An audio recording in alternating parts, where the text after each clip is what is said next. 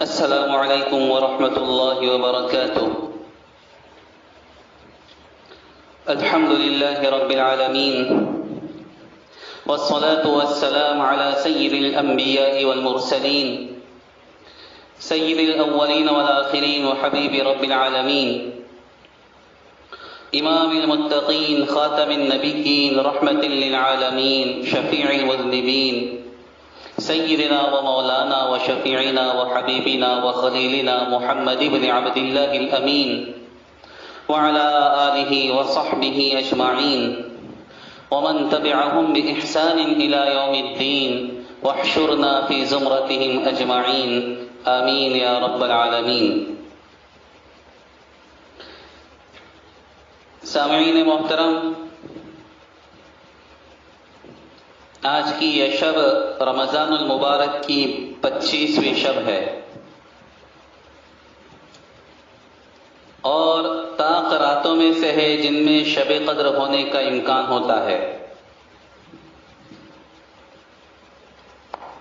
آج کی ہماری تراویح میں ہم نے اپنے اپنی جگہ پر 28ویں پارے کی تلاوت کی ہوگی۔ یہ 28واں پارہ کئی صورتوں پر مشتمل ہے۔ سورہ مجادلہ سے ابتدا ہوتی ہے، پھر سورہ حشر، پھر سورہ ممتحنہ، صف، جمعہ، منافقون، تغابن، طلاق اور پھر اخیر میں چل کر سورہ تحریم۔ سب سے پہلی اس میں جو سورت ہے وہ سورہ مجادلہ ہے۔ سورہ مجادلہ معاشرت کے تعلق سے کئی ایک احکامات پر مشتمل ہے۔ اس میں زہار والے مسئلے کو اور اس کے حکم کو ذکر کیا گیا ہے کہ کوئی شخص اگر اپنی بیوی سے زہار کرتا ہے، اس کو اپنی ماں سے یا کسی محرم رشتہ دار سے تشبیہ دیتا ہے تو اس کا حکم کیا ہے۔ پھر اس کے بعد اللہ تبارک و تعالیٰ نے آپس کی سرگوشیوں سے منع فرمایا کہ خواہ کی سرگوشیاں کرنا اگر وہ غلط ہے، ناجائز ہے، تب تو گناہ ہے ہی ہے، لیکن اگر اس طرح سے انسان سرگوشی کرے کہ دو آدمی سرگوشی کرے اور تیسرے کو علیحدہ کر دے تو اس سے بھی خواہ کے شک پیدا ہوتے ہیں، جس کی وجہ سے آپس کے رشتوں میں دراڑیں پیدا ہونا شروع ہو جاتی ہیں۔ جیسے مثال کے طور پر گھر میں دو آدمی ہیں اور وہ سرگوشیاں کرنا شروع کر دیں، دیکھیں کہ بہو آ گئی، ویسے فوراً چپ ہو گئے، یہ اس کے دل کو دکھانے والی چیز ہے اور یہ ابتدا یہاں سے شک سے ہوتی ہے۔ بظاہر چھوٹی سی چیز ہے لیکن آخر میں بہت بڑے نقصان کا سبب اور ذریعہ بن جاتی ہے۔ اسی واسطے رسول اللہ صلی اللہ علیہ وسلم کے فرامین سے پتہ چلتا ہے اگر 3 آدمی ہو اور اس میں سے ایک آدمی ایسا ہے جو کسی ایک خاص زبان کو نہیں جانتا، مثال کے طور پر انگریزی، ٹھیک ہے، اور بقیہ دو کو انگریزی آتی ہے، تو اب یہ تو جو دو ہیں جن کو انگریزی آتی ہے وہ انگریزی کے اندر گفتگو نہ کریں۔ تیسرے کو انگریزی نہیں آتی، وہ کیا سمجھے گا کہ میرے ہی تعلق سے کوئی بات کہنا چاہتے ہیں یا مجھ سے کوئی چیز چھپانا چاہتے ہیں۔ یہ یہاں سے شک پیدا ہو جاتا ہے اور جب شک کی بیماری جڑ پکڑ لیتی ہے خصوصاً عورت کے اندر تو پھر اس کا نکالنا بہت دشوار ہو جاتا ہے۔ تو اسلام نے پہلے ہی ان چیزوں سے منع فرما دیا۔ اور پھر اس کے بعد مجلس میں بیٹھنے کے آداب کہ کس طرح سے گھل مل کر اور وسعت کرتے ہوئے بیٹھنا چاہیے اس کو بھی ذکر کیا، اور بھی بہت ساری باتیں اس صورت میں ذکر کی گئی۔ سورہ حشر کے اندر اللہ تبارک و تعالیٰ نے یہود اور منافقین کے کچھ احوال کو ذکر کیا ہے کہ یہ اپنی خصلتوں سے باز آنے والے نہیں ہے اور یہ سمجھتے ہیں کہ ہمارے مضبوط قلعے ہمیں بچا لیں گے مسلمانوں سے اور اللہ سے، تو یہ ان کی غلط فہمی ہے۔ اللہ تبارک و تعالیٰ نے ایسوں کو ان کے قلعوں سے نکال کر باہر کر دیا اور ہلاک کر دیا، اس کو بھی اس صورت کے اندر ذکر کیا گیا۔ پھر اللہ تبارک و تعالیٰ نے سورت کے اخیر میں اپنی عظمت اور بڑائی کو اور اپنے مبارک ناموں کو ذکر کیا ہے 3 آیتوں میں، هو اللہ الذی لا الہ الا هو عالم الغیب والشہادہ، وہ اللہ ہے، اس کے سوا کوئی معبود نہیں، وہ غیب کا جاننے والا ہے اور اب جو باتیں پوشیدہ ہے ان کو بھی جانتا ہے، جو حاضر ہے ان کو بھی جانتا ہے۔ هو الرحمن الرحیم، پھر فرمایا الملک القدوس، پاک پاکیزہ، القدوس الملک القدوس السلام، سلامتی والا، الملک القدوس السلام المؤمن المہیمن العزیز الجبار المتکبر، سبحان اللہ عما یشرکون، هو اللہ الخالق الباری المصور، هو اللہ الخالق البارئ المصور۔ تو یہ اللہ تبارک و تعالیٰ نے اپنے صفات کو ذکر کیا کہ وہ خالق ہے، باری ہے، مصور، صورت کا بنانے والا ہے، لہ الاسماء الحسنی، اس کے اچھے اچھے پاکیزہ ترین نام ہیں، یسبح لہ ما فی السماوات والارض وہو العزیز الحکیم۔ یہ جو آخری 3 آیتیں ہیں سورہ حشر کی، بڑی قیمتی اور فضیلت والی آیتیں ہیں۔ ترمذی شریف میں حضرت معقل بن یسار رضی اللہ تعالیٰ عنہ سے ایک روایت مروی ہے کہ رسول اللہ صلی اللہ علیہ وسلم نے ارشاد فرمایا، جو شخص صبح کے وقت 3 مرتبہ اعوذ باللہ السمیع العلیم من الشیطان الرجیم 3 مرتبہ پڑھے، کتنی مرتبہ؟ اعوذ باللہ السمیع العلیم من الشیطان الرجیم 3 مرتبہ پڑھے، ٹھیک ہے؟ اور پھر اس کے بعد یہ آیتیں 1 مرتبہ پڑھ لیں۔ بڑی مشکل سے سب ملا کر آدھا منٹ یا اس سے کچھ زیادہ جا سکتا ہے، بس بہت بہت تو 1 منٹ۔ تو جو شخص صبح میں یہ آیتیں 1 مرتبہ پڑھ لے، اعوذ باللہ السمیع العلیم من الشیطان الرجیم 3 مرتبہ، اور یہ سورہ حشر کی آخری 3 آیتیں 1 مرتبہ، تو اللہ تبارک و تعالیٰ 70,000 فرشتوں کو مقرر فرما دیتا ہے جو شام تک اس کے لیے رحمت کی دعا کرتے رہتے ہیں۔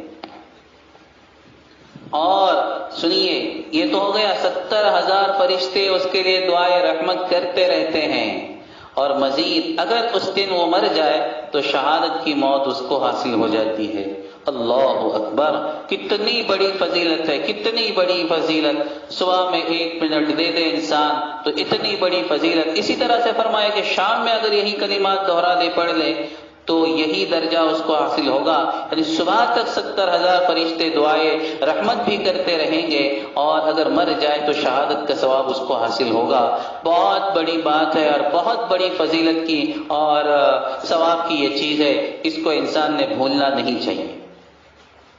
اس کے بعد سورہ ممتحنہ ہے، جس میں اللہ تبارک و تعالیٰ نے ہجرت کر کے آنے والی عورتوں کے تعلق سے، مومن عورتوں کے تعلق سے کچھ احکامات ذکر فرمائے ہیں، اور عورتوں کو اگر بیعت کرنا ہے تو کس چیز پر بیعت کرنا ہے، حضور پاک صلی اللہ علیہ وسلم کو وہ بتلایا گیا کہ اگر عورتیں تمہارے پاس آتی اور بیعت کرنا چاہتی ہیں تو آپ فلاں فلاں چیزوں پر ان سے بیعت لے کہ وہ زنا نہیں کریں گی اور چوری نہیں کریں گی اور افتراء پردازی نہیں کریں گی اور اپنی عزت کی حفاظت کریں گی، وغیرہ وغیرہ وغیرہ۔ کچھ باتیں یہاں پر ذکر کی گئی ہیں جن کے تعلق سے فرمایا گیا کہ ان باتوں پر آپ ان سے بیعت لے لیں۔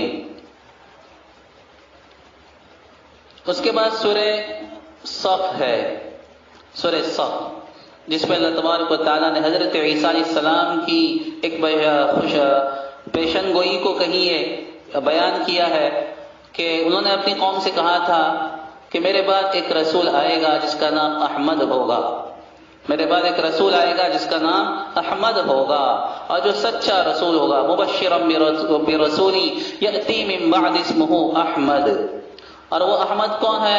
حضور پاک صلی اللہ تعالی علیہ وسلم کے تعلق سے بشارت دی گئی، اس لیے کہ آپ کا نام محمد بھی ہے اور آپ کا نام احمد بھی ہے۔ اس کے بعد سورہ جمعہ ہے، سورہ جمعہ کے اندر میں اللہ تبارک و تعالیٰ نے نماز جمعہ کے تعلق سے کچھ احکامات ذکر کیے ہیں، اور یہودیوں کے تعلق سے بھی کچھ باتیں یہاں پر مذکور ہے۔ پھر سورہ منافقون ہے، یہ نام ہی سے ظاہر ہے کہ اس میں منافقین کے کچھ حالات کو ذکر کیا گیا ہے، ان کی کچھ شرارتوں کا بھی مختصر سا تذکرہ ہے کہ یہ منافقین اور ان کے جو سردار تھا خصوصاً عبداللہ ابن ابی، وہ مسلمانوں کے ساتھ کس طرح سے حسد کرتا تھا، حضور پاک صلی اللہ تعالی علیہ وسلم کے ساتھ کس طرح سے وہ آپ کے خلاف اور مسلمانوں کے خلاف ریشہ دوانیاں کرتا تھا اور شرارتیں کیا کرتا تھا، اور اپنے آپ کو عزت والا نعوذ باللہ، اور حضور پاک صلی اللہ علیہ وسلم کو ذلت والا، مسلمانوں کو ذلت والا نعوذ باللہ کہا کرتا تھا۔ یہاں پر قرآن کریم نے اس کا بھی تذکرہ کیا ہے۔ اور پھر آگے چل کر سورہ تغابن ہے۔ سورہ تغابن کے اندر بھی اللہ تبارک و تعالیٰ نے جنتیوں کے جہنمیوں کے تعلق سے کچھ باتیں مختصر طور پر ذکر فرمائی ہیں۔ اپنی انسان کی جو اولاد ہوتی ہے اور اس کا جو اموال ہوتا ہے اس کے تعلق سے بیان کیا کہ اگر اولاد کے تعلق سے اور اموال کے اندر اولاد اور اموال، مال اور اولاد، اس میں اگر اللہ کے احکامات کی رعایت نہ کی جائے تو پھر یہ انسان کے لیے آزمائش کا سبب بن جاتے ہیں، فتنہ بن جاتے ہیں۔ پھر سورہ طلاق ہے۔ سورہ طلاق میں بھی اللہ تبارک و تعالیٰ نے بہت سارے احکامات طلاق کے تعلق سے ذکر کیے ہیں کہ اگر کسی کو عورت کو طلاق ہو جائے تو اس کو کس طرح سے رہنا چاہیے، کہاں رہنا چاہیے، کتنی مدت تک رہنا چاہیے، اور اس کا سکنا یعنی رہنے کا جو مکان ہوگا وہ کیسا اور کس کا، اور اس مدت کے اندر اس کے خرچے کا کیا حکم ہے، وہ ساری چیزیں ذکر کی گئیں، اور اس کی عدت کیا ہوگی اس کو بھی اللہ تبارک و تعالیٰ نے سورہ طلاق میں ذکر فرمایا۔ اس کے بعد سورہ تحریم ہے۔ تحریم کا مطلب ہوتا ہے حرام کرنا۔ ایک خاص پس منظر میں نازل ہوئی ہے کہ حضور پاک صلی اللہ تعالی علیہ وسلم اپنے ازواج مطہرات میں سے بعض کے ہاں شہد تناول فرمایا کرتے تھے، شہد پیا کرتے تھے۔ بعض دوسرے ازواج نے سونگ کر پوچھا کہ آپ نے مغافر پیا ہے؟ مغافر ایک قسم کا ایک پھل ہوتا ہے، ایک جس کا رس ہوتا ہے، اس رس نکلتا ہے، اس سے بو آتی ہے، تو کیا آپ نے مغافر پیا ہے، مغافر کھایا ہے؟ تو کہا کہ نہیں۔ بولے کیوں؟ بولے آپ کے منہ سے مغافر کی بو آتی ہے۔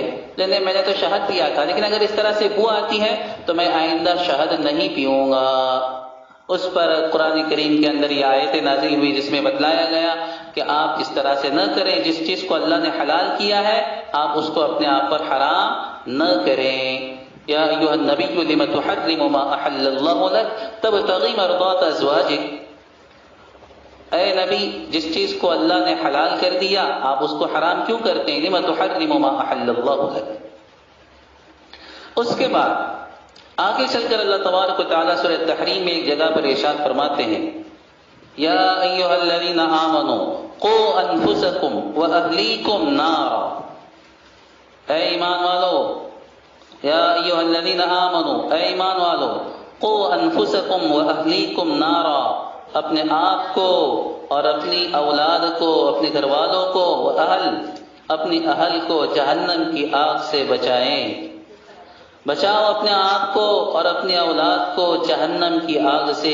وقودها الناس والحجارہ، جس کا ایندھن لکڑیاں نہیں ہوگی، جس کا ایندھن انسان ہوں گے اور پتھر ہوں گے۔ لکڑیوں سے آگ جلائی جاتی ہے، وہاں پر اس آگ کو جلانے کے لیے پتھروں کو شامل کیا جائے گا اور انہی کے ساتھ انسانوں کو ایندھن بنا کر استعمال کیا جائے گا۔ صحابہ کرام نے اس پر دریافت کیا، اللہ کے رسول اپنے آپ کو اور اپنے گھر والوں کو جہنم کی آگ سے کیسے بچائیں؟ اپنے آپ کو تو جہنم سے بچانا سمجھ میں آ گیا کہ ہم گناہوں سے بچیں گے اور احکام الہیہ کی پابندی کریں گے، مگر اہل و عیال کو کس طرح سے ہم جہنم کی آگ سے بچائیں؟ تو رسول اللہ صلی اللہ علیہ وسلم نے ارشاد فرمایا اس کا طریقہ یہ ہے کہ اللہ تعالیٰ نے تم کو جن کاموں سے منع فرمایا ہے ان کاموں سے ان سب کو منع کر دو، اور جن کاموں کے کرنے کا تم کو حکم دیا ہے تم ان کے کرنے کا اپنے گھر والوں کو بھی حکم کیا کرو، تو تم ان کو جہنم کی آگ سے بچا لو گے۔ یہ وہ آیت ہے جس سے پتہ چلتا ہے کہ انسان پر اپنے آپ کو بھی اور اپنے گھر والوں کو بھی جہنم کی آگ سے بچانا فرض ہے، یعنی اپنے گھر والوں کی تربیت بھی انسان پر لازم اور ضروری ہے، فرض ہے۔ حضرت عبداللہ ابن عمر رضی اللہ عنہ فرماتے ہیں کہ رسول اللہ صلی اللہ تعالی علیہ وسلم کو میں نے یہ فرماتے ہوئے سنا، تم میں سے ہر ایک ذمہ دار ہے اور ہر ایک سے اس کی رعایا کے تعلق سے سوال ہوگا۔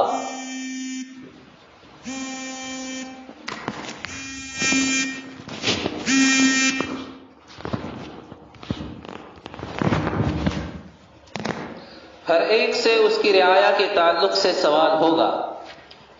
امام ذمہ دار ہے، اس سے اس کی رعایا یعنی ماتحتوں کے تعلق سے سوال ہوگا، اور ہر آدمی اپنے گھر پہ ذمہ دار ہے، اس سے اس کے گھر والوں کے تعلق سے سوال ہوگا، عورت ذمہ دار ہے اپنے شوہر کے گھر میں، اس سے اس کے رعایا نماتحتوں کے تعلق سے سوال ہوگا۔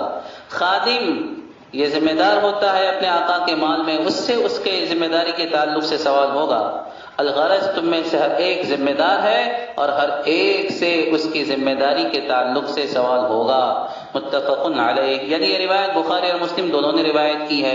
محترم بزرگ اور دوستو، میرے پیارے بھائیوں، ایک بات دھیان میں رکھیے، یہ حدیث پاک، یہ آیت کریمہ اور یہ حدیث پاک ہم کو چونکانے کے لیے کافی ہے کہ جس طرح سے ہم پر اپنی ذمہ داری ہے اپنے آپ کو جہنم سے بچانا ضروری ہے، اسی طرح سے ہم پر یہ بھی لازم اور ضروری ہے کہ اپنے گھر والوں کو، اپنے بیوی بچوں کو جہنم کی آگ سے، دوزخ کی آگ سے اور اس کا ایندھن بننے سے بچائیں، جس کا ایندھن لکڑیاں نہیں ہوگی، انسان ہوں گے اور پتھر ہوں گے۔ ایسی آگ سے اپنے آپ کو بچانا اور اپنے گھر والوں کو، اپنے بیوی کو، اپنے بچوں کو بچانا ہر انسان کا فریضہ ہے۔ اپنے بیوی بچوں کی تربیت انسان پر لازم اور ضروری ہے۔ بہت سی مرتبہ ہم والدین کے حقوق تو بہت بیان کرتے ہیں اور بیان کرنا بھی چاہیے اور ان کا بڑا خیال ہوتا ہے ہم کو، لیکن اپنے بیوی بچوں کے کچھ حقوق ہوتے ہیں، کچھ ذمہ داریاں ہوتی ہیں، ان کے تعلق سے ہم بڑی غفلت میں مبتلا ہوتے ہیں، بڑی غفلت کے اندر ہم مبتلا ہوتے ہیں۔ ہاں، ایک شخص آیا تھا حضرت فاروق اعظم رضی اللہ تعالیٰ عنہ کی خدمت میں، کہا کہ میرا بیٹا میرا حق ادا نہیں کرتا۔ آپ نے بلایا بیٹے کو، کہا کہ تمہارے باپ نے تمہاری شکایت کی ہے، صحیح ہے؟ تو بیٹے نے کہا کہ ہاں صحیح ہے۔ کیوں نہیں کرتے؟ غضبناک ہو گیا۔ تو بولے امیر المؤمنین آپ ذرا ان سے یہ پوچھئے کہ کیا انہوں نے میرے حقوق ادا کیے ہیں؟ آپ بھی چونک گئے، بولے کیا معاملہ ہے؟ بولے انہوں نے، میرے باپ نے میرے لیے جس ماں کا انتخاب کیا، یعنی اپنی بیوی، وہ ایک فاسق قسم کی عورت تھی، اس نے میرا نام رکھا، وہ نام بھی اسلامی شرائط پر پورا نہیں اترتا اور ترجمے کے اعتبار سے بہت برا اس کا مطلب نکلتا ہے، اور بچپن میں اس نے مجھے علم دین سے آشنا بھی نہیں کیا، میری تربیت بھی نہیں کی، اور آج میرا باپ رو رہا ہے کہ میں اس کی خدمت نہیں کرتا، اس کی فرمانبرداری نہیں کرتا۔ حضرت عمر رضی اللہ تعالیٰ عنہ نے غضبناک ہو کر فرمایا باپ سے کہ اٹھ جاؤ، جب تم نے اپنے اولاد کے حقوق ادا نہیں کیے تو اولاد تمہارے حقوق کیسے ادا کرے گی؟ اور یہ عجیب بات ہے کہ بیٹے پر تو حقوق بہت بعد میں آتے ہیں اپنے ماں باپ کے، جب وہ بڑا ہو جاتا ہے، جب کھانے کمانے لگتا ہے وہ، تب جا کر آتے ہیں۔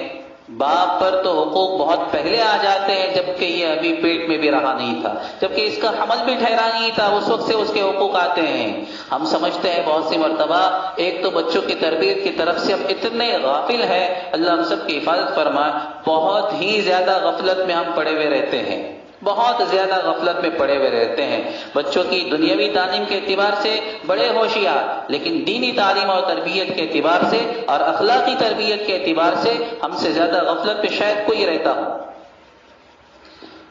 بچوں کی تعلیم اور تربیت کے تعلق سے چند باتیں میں آپ کے سامنے عرض کرنا چاہتا ہوں، بہت ہی اہم ترین باتیں ہیں، بہت مختصر وقت میں آپ اس کو ذرا دھیان سے سنیے، بہت ہی اہم ترین باتیں ہیں۔ بہت سی مرتبہ انسان یہ سمجھتا ہے کہ بچوں کی تعلیم و تربیت کا عرصہ ذرا وہ بڑے ہو جانے کے بعد اور سمجھدار ہونے کے بعد ہوتا ہے، حالانکہ ایسا نہیں ہے، ایسا نہیں ہے۔ بچے کی تعلیم اور تربیت کا مرحلہ اس وقت سے ہوتا ہے جب وہ چھوٹا ہوتا ہے، بلکہ اس وقت سے ہوتا ہے جب اس کا حمل ٹھہرتا ہے اور ماں کے پیٹ میں رہتا ہے، بلکہ اور آگے جا کر یہ کہیے اس وقت سے ہوتا ہے جب باپ، اس کا باپ اس کی ماں سے، یعنی کوئی آدمی ہے اپنی کسی عورت سے نکاح کرتا ہے۔ تربیت کا سب سے پہلا باپ کو جو فرض ہوتا ہے اپنے بچوں کے لیے اچھی ماں کا انتخاب کرے، یعنی اپنے لیے جس عورت کو وہ شریک نکاح کرنا چاہتا ہے، نکاح کے منتخب کرنا چاہتا ہے، وہ اچھی عورت ہو، دینی اعتبار سے دیندار عورت ہو، تاکہ بچوں کی صحیح تربیت کرے۔ سب سے پہلی چیز یہ۔ پھر جب بچے کا حمل ٹھہرتا ہے، حضور پاک صلی اللہ علیہ وسلم نے 1400 سال پہلے بتلا دیا تھا، آج سائنس بھی کہتی ہے کہ حمل کے زمانے میں ماں کی جو عادتیں ہوتی ہیں، عورت کی جو عادتیں ہوتی ہیں، اس کی جو ایکٹیویٹیز ہوتی ہے، اس کا پورا اثر بچے کی زندگی میں آتا ہے۔ اس زمانے میں اگر وہ پابند اعمال ہوگی، نیکی کے راستے پر ہوگی، نمازوں کی پابندی کرے گی، صدقہ خیرات کرے گی، تو ہونے والا بچہ بھی اللہ کا ولی بنے گا۔ اور اگر ٹی وی اور موبائل کی زینت بنی، موبائل پر لگی رہے گی اور اس میں اس کی ایکٹیویٹیز گزرتی رہے گی، ناچ گانوں میں مصروف رہے گی، تو ظاہر بات ہے آنے والی اولاد بھی اچھے اخلاق لے کر نہیں پیدا ہوگی، اس کی زندگی پر اچھے اثرات مرتب نہیں ہوں گے۔ وہی شیطان کی جو شیطانی صفات ہوتی ہے اس بچے کے اندر ہے۔ اللہ ہم سب کے سے حفاظت فرما۔ پھر بچہ جب پیدا ہو جاتا ہے تو اس کے لیے نام اچھے صحابہ والے نام اختیار کرنے چاہیے، تابعیات اور صحابیات والے نام اختیار کرنا چاہیے، اچھے اور اسلامی ناموں کو اختیار کرنا چاہیے، نہ یہ کہ دنیا کی دیکھا دیکھی ایسے نام جن کا کوئی مطلب نکلتا بھی نہیں، اور نکلتا ہے تو بہت ہی برا مطلب نکلتا ہے۔ پھر اس کے بعد بچہ جب چھوٹا ہوتا ہے، 1 سال کا 2 سال کا، جب وہ کچھ بولتا بھی نہیں ہے، کہ ہم یہ سوچ سکتے ہیں اور سمجھ سکتے ہیں اس بات کو کہ یہ زمانہ بھی بچے کی تربیت کا ہوتا ہے۔ ابھی تو اس کی عقل کام نہیں کر رہی ہے، ابھی تو اس کا دماغ کام نہیں کر رہا ہے، لیکن اس کے باوجود شریعت ہمیں یہ بتلاتی ہے کہ یہ زمانہ بھی بچے کی تعلیم و تربیت کا ہوتا ہے۔ وہ کیسے؟ ہاں، اس زمانے میں بھی ماں باپ کی جو حرکتیں ہوں گی اور گھر کے جو حالات ہوں گے اس کا پورا اثر بچے کے ذہن پر پڑتا ہے، اگرچہ ابھی وہ بولنے کے قابل نہیں ہوا اور اگرچہ وہ ابھی سمجھنے کے قابل نہیں ہوا، ہاں اس کے باوجود اثر پڑتا ہے۔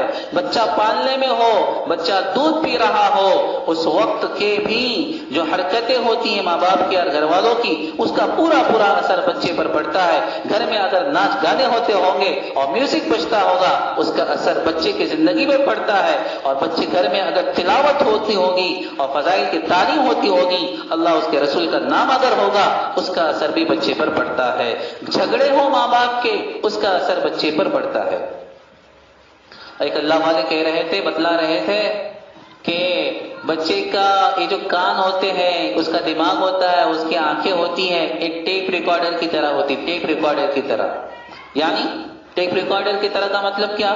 یعنی اگر آپ کسی چیز کو ریکارڈ کرتے ہیں تو وہ ٹیپ ریکارڈر بولتا ہے درمیان میں کہ میں ریکارڈ کر رہا ہوں، میں ریکارڈ کر رہا ہوں، میں ریکارڈ کر رہا ہوں، اس طرح سے کچھ بات کرتا ہے؟ نہیں کرتا، ٹھیک ہے؟ وہ تو خاموشی کے ساتھ کیا کرتے رہتا ہے؟ ریکارڈ کرتے رہتا ہے۔ پھر بعد میں جب بٹن دبا دو تو ساری کی ساری کیسٹ کیا کر دے گا؟ وہ سنا دے گا، پوری کی پوری کیسٹ کیا کر دے گا؟ آپ کے سامنے پورا بیان کر دے گا، آپ نے ایسا کہا تھا، یہ کہا تھا، ایسا جھگڑا ہوا تھا، یہ گالی ہوئی تھی، یہ ہوا تھا، نیکی کی بات ہوئی تھی، یہ برائی کی بات، ساری کی ساری باتیں بالکل بعین ہی اسی طرح سے بچے کا دل و دماغ، اس کے کان، اس کی آنکھیں ایک ٹیپ ریکارڈر کی طرح ہوتی ہیں، ماں باپ کی حرکتوں کو کیچ کرتی رہتی ہیں، ماں باپ کی باتوں کو کیچ کرتی رہتی ہے، گھر کے ماحول کو کیچ کرتی رہتی ہے، اور پھر جب بڑا ہوتا ہے تو پھر پوری زندگی وہ اس کی کیسٹ، جیسے پلے کا بٹن دبانے کے بعد وہ کیسٹ شروع ہو جاتی ہے، تو یہ بچپنے کے اندر ریکارڈ کرتا ہے اور پوری زندگی وہ کیسٹ سناتے رہتا ہے۔ ہاں، اس لیے گھر کا ماحول اچھا ہونا بہت ضروری ہے، گھر کا ماحول اچھا ہونا بہت ضروری ہے۔ بچہ جب چھوٹا ہو تب بھی اور بچہ جب بڑا ہو تب بھی۔ ارے ہم اپنے اولاد کا کتنا خیال رکھتے ہیں کہ مچھر نہ ڈسے، خیال کرتے ہیں کہ نہیں کرتے؟ ہاں، بچے کو اگر کیا ہوگا، مچھر ڈستی ہے یا کوئی کیڑا کاٹ لیتا ہے تو اس سے بچانے کے لیے کیا کرتے ہیں؟ گھر میں گڈ نائٹ لا کے لگاتے ہیں اور پتہ نہیں کیا کیا لا کے لگاتے ہیں۔ کیوں؟ تاکہ ہمارے بچے کو کوئی مچھر تکلیف نہ دے۔ جس طرح سے مچھر کے وجہ سے بچانے کا انتظام کرتے ہیں، تو اسی طرح سے باطل کے جو مچھر ہے اور یہ جو گناہوں کے جو مچھر ہیں ہمارے گھروں میں گھسے ہوئے ہیں اور ہمارے بچوں کو ڈس رہے ہیں، ان سے بھی بچانے کا کچھ انتظام کرنا چاہیے۔ جس طرح سے وہ گڈ نائٹ لگا کر اور مچھر کی دوا لگا کر ان کو باہر کیا جاتا ہے، اسی طرح سے اللہ اور اس کے رسول کے نام کو اپنے گھروں میں لا کر اور ان کی تعلیم کر کے، قرآن کی تلاوت کر کے اور حدیث سنا کر، اس طرح سے اپنے بچوں کو باطل کے مچھر سے اور گناہوں کے مچھر سے بچانے کی فکر کرنی چاہیے۔ ہاں، پھر اس کے بعد ایک مرحلہ آتا ہے بچوں کے لباس کا۔ پتہ نہیں آج کل کیسے کیسے لباس آ رہے ہیں، اللہ کی پناہ، اللہ کی پناہ۔ ایسے ایسے فیشن زدہ لباس پہناتے ہیں کہ جن کا دین سے دور دور تک کا کوئی تعلق نہیں ہوتا. بچیاں ہوتی ہیں ان کو بچوں کا لباس پہنایا جاتا ہے، حالانکہ وہ 5 سال کی ہو جاتی ہے، 7 سال کی ہو جاتی ہے، 10 سال کی ہو جاتی ہے، اور یہ سمجھتے ہیں کہ ابھی یہ بچیاں ہیں، ابھی تو چلے گا، کوئی حرج نہیں. یاد رکھیے بچوں کی جو تربیت بچپن میں ہوگی وہ بچپن تک چلتی ہے اور پوری زندگی اس کا اثر رہتا ہے. اگر ہم اس غلط فہمی میں مبتلا ہے تو اس کو ذہن سے نکال لے کہ بچپنے میں بچے کو جیسے چاہے رکھیں گے، بعد میں چل کر بچہ اچھا بنے گا، نیک بنے گا، با اخلاق بنے گا. اس غلط فہمی کو ذہن سے نکال دیجیے. ہاں، میں ہمیشہ سے ایک مثال کے ذریعے سے بات سمجھاتا ہوں. ایک مثال کے ذریعے سے کیا کہ دیکھیے، جب کسی کو گھر میں کوئی پلاسٹر کرتا ہے یا سیمنٹ لگاتا ہے، اس پر نقش و نگار نکالنے کے ہوتے ہیں، ہے نا، پھول وغیرہ بناتے ہیں کہ نہیں؟ تو کب بناتے ہیں؟ جب سیمنٹ کچا ہوتا ہے تو وہ بنتا بھی ہے، بگڑتا بھی ہے. آپ اس پر پھول بھی لگا سکتے ہیں، نکال سکتے ہیں. اور ہم لوگ کیا کرتے ہیں؟ اس کے اطراف میں کمپاؤنڈ کر کے رکھتے ہیں، رسی باندھ کے رکھتے ہیں. بولے کیوں؟ بولے کوئی سیمنٹ کچا ہے، کوئی بچہ اس کے اندر آ جائے گا، اس کے پیر کا نشان آ جائے گا، کوئی گائے بیل اندر آ جائے گا، اس کے پیروں کے نشانات آ جائیں گے. کیوں؟ بولے سیمنٹ کچا ہے. اور بعد میں جب وہ پکا ہو جاتا ہے، سوکھ جاتا ہے، تو پھر رسی بھی ہٹا دیتے ہیں، سب کچھ ہٹا دیتے ہیں. اب بولے نشانات نہیں آئیں گے. کیوں؟ اس لیے کہ سیمنٹ سوکھ چکا ہے، پکا ہو چکا ہے. یاد رکھیے یہ بچے بھی کچے ہوتے ہیں، بچوں کا دل و دماغ کچا ہوتا ہے. آپ ان کو بنا بھی سکتے ہیں اور بگاڑ بھی سکتے ہیں. یہی وقت ان کے بننے کا بھی ہے اور بگڑنے کا بھی ہے. اگر بچپنے میں ان کے دل و دماغ پر برے اثرات مرتب ہو گئے، گناہوں کے مرتب ہو گئے اور ناچرن کے مرتب ہو گئے اور فحشکاریوں کے مرتب ہو گئے، یاد رکھیے زندگی بھر ان کی طبیعت کا سدھرنا بہت دشوار اور مشکل ہو جاتا ہے. اور نیکی کے اثرات اس پر آتے ہیں. اگر اچھی تربیت ہوگی بچپنے میں تو زندگی پر اس کے اثرات اس کی زندگی پر باقی رہتے ہیں اور اس کی زندگی پھر اچھی گزرتی ہے اور نیک بنتا ہے، با اخلاق بنتا ہے. 7 سال کی عمر میں جب بچہ پہنچ جاتا ہے تو کیا حکم دیا؟ نماز کا حکم دیا ہے نا، نماز کا. اور 10 سال کی عمر میں نماز نہ پڑھنے پر حضور پاک صلی اللہ علیہ وسلم نے فرمایا کہ مارو، اور مار سکتے ہو 10 سال کی عمر میں. اور 7 سال کی عمر میں نماز پڑھنے کا حکم دیا، ان سے حکم دینے کا. انسان کو حکم دیا کہ وہ اپنی اولاد کو حکم دے، جب وہ 7 سال کی عمر کو پہنچ جائے تو ان کو حکم دے کہ نماز کے لیے اٹھو، نماز پڑھو. کتنے والدین ہیں جو اس پر عمل کرتے ہیں؟ 7 سال کی بات تو بہت دور کی بات ہے، یہ 10 اور 15 سال کا ہوتا ہے تب بھی کوئی توجہ نہیں ہوتی. اچھے دیندار گھرانے اس سلسلے کے اندر بہت پیچھے ہوتے ہیں. اچھے دیندار گھرانے، دوسروں کو تعلیم و تبلیغ کرنے والے اس سلسلے میں بہت پیچھے ہوتے ہیں. اپنے اولاد کو اسکولوں میں تو بہت اہتمام کے ساتھ بھیجتے ہیں لیکن نماز کی ان کی فکر نہیں کرتے.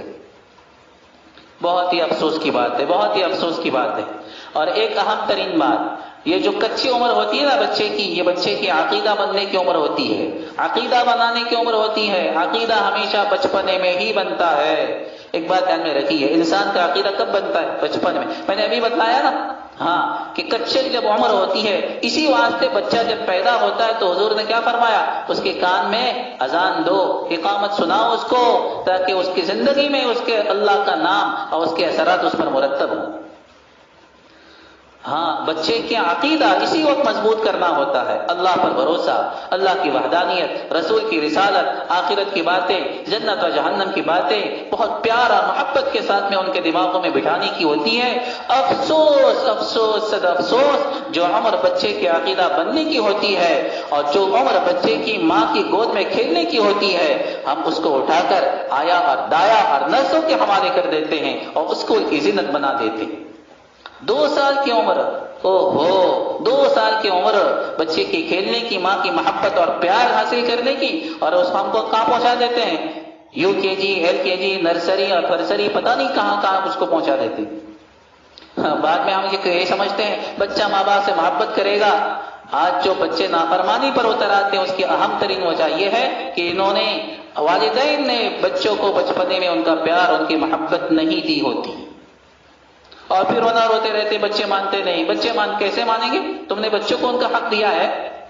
محبت دینے کا جو وقت تھا، ممتا کا جو وقت تھا، ممتا دینے کا، گود پہ کھلانے کا جو وقت تھا، اس وقت تم نے ان کو نرسوں کے اور اسکولوں کے حوالے کر دیا. چیز کا خیال رکھیں۔ ایک اہم ترین بات، بچوں کے لیے اچھے اسکولوں کا انتخاب کریں، اسلامی اسکولوں کا انتخاب کریں۔ یہ انگریزی کا جادو ہم لوگوں کے سر پر سر چڑھ کر بول رہا ہے، انگریزی کو اور انگریزی اسکولوں کو خدا سمجھ رکھا ہے، اور پتہ نہیں اس کے چکر میں کہاں کہاں پہنچ جاتے ہیں۔ خیر، اگر انگریزی پڑھانا ہی ہے تو اسلامک اسکولوں کا خیال رکھیں، جہاں پر کم سے کم اتنا تو ہوگا کہ آپ کے بچے کے عقیدے کی اور اس کے ایمان کی حفاظت ہوگی۔ اس بات کا اہم ترین خیال رکھیں۔ اور ایک بات جو بہت زیادہ ضروری ہے، اپنے بچوں کے دوستوں کا، بچیاں ہیں تو ان کی سہیلیوں کا، اس کا خیال رکھنا بہت زیادہ ضروری ہے۔ بچہ کبھی بھی ماں کے پیٹ سے بری اثرات اور بری چیزیں لے کے نہیں پیدا ہوتا، اور اس کو جو گندی عادتیں لگتی ہیں وہ ہمیشہ اس کے دوستوں کے ذریعے سے لگتی ہے، سگریٹ ہو، چرس ہو، گانجا ہو، دارو ہو، اور پتہ نہیں کیا کیا کیا کیا اچھی بری عادتیں جو کچھ ہوتی ہے اس کے دوستوں کے ذریعے۔ اس کے دوست اچھے ہوں گے یہ بھی اچھا رہے گا، اور اگر دوستوں کے اندر اس کی برائیاں ہیں، آہستہ آہستہ آپ کا بچہ بھی کیا بن جائے گا؟ برا بن جائے گا۔ پہلے بیڑی پہ پہنچے گا، پہلے پان پہ پہنچے گا، پھر بیڑی پہ پہنچے گا، پھر سگریٹ پہ پہنچے گا، وہاں سے گانجا اور چرس، اور پتہ نہیں آج کل کیسے کیسے نشے ایجاد ہو رہے ہیں، اور ہمارے جوان تو جوان، افسوس کے ساتھ کہنا پڑتا ہے بہت ساری بچیاں بھی اس کا شکار ہو چکی ہیں، اس لعنت کا، اور کیسے کیسے نشے کرتے ہیں۔ اللہ کی پناہ۔ آپ کو معلوم ہے یہ کتنا برا اور خطرناک چیز ہے؟